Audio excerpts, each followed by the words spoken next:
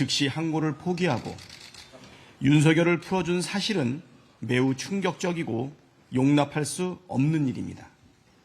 강력하게 규탄합니다. 이번 사태의 가장 큰 책임은 검찰에 있고 그 중심에 심우정 검찰총장이 있습니다. 구속기간 연장을 불허한 법원의 결정에도 불구하고 즉시 기소하지 않고 시간을 허비했고 형사소송법상 즉시 항고가 가능한데도 항고하지 않고 윤석열을 풀어주었습니다. 지금까지 검찰이 법원 판단에 항고하지 않고 이번처럼 순순히 풀어주는 걸 본 적이 없습니다. 검찰이 애초부터 내란 속에 윤석열을 풀어주기 위해 교묘하게 기술을 사용한 것이 아니고서는 좀처럼 일어나지 않을 일이 벌어졌습니다. 내란에 동조했다는 의혹을 받는 국무위원들에 대한 허술한 수사, 김성은 경호처 차장 구속영장 청구를 3번이나 막은 것과 같은 맥락 아니겠습니까? 헌정질서와 민주주의를 파기한 내란이 여전히 기속되고 있다는 명백한 증거 아닙니까? 검찰이 스스로 자기 역할과 존재 가치를 부정한 것을 넘어 국민과 역사 앞에 씻을 수 없는 큰 죄를 지었습니다.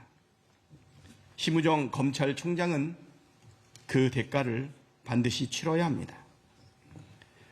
구속 취소 판결이 나자마자 주식이 곤두박질 치고 환율이 치솟았습니다.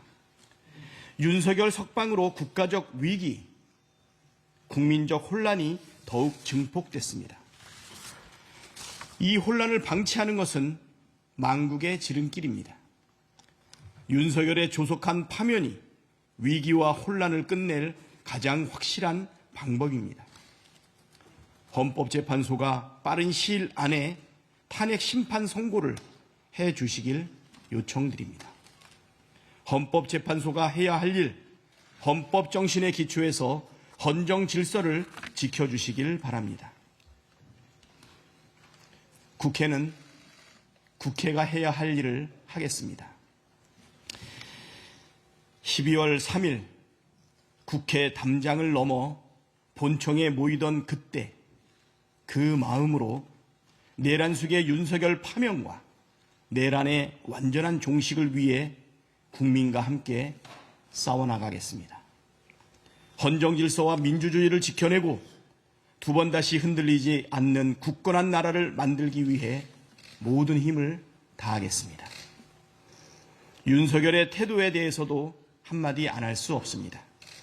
오늘 구치소에서 나오면서 윤석열은 무장한 경호원들을 노출시키면서까지 계엄에 성공한 듯한 장면을 연출했습니다. 황당무계함과 참담함과 분노가 교차했습니다. 여전히 계엄에 대한 미련을 버리지 못하고 있구나 하는 생각도 들었습니다.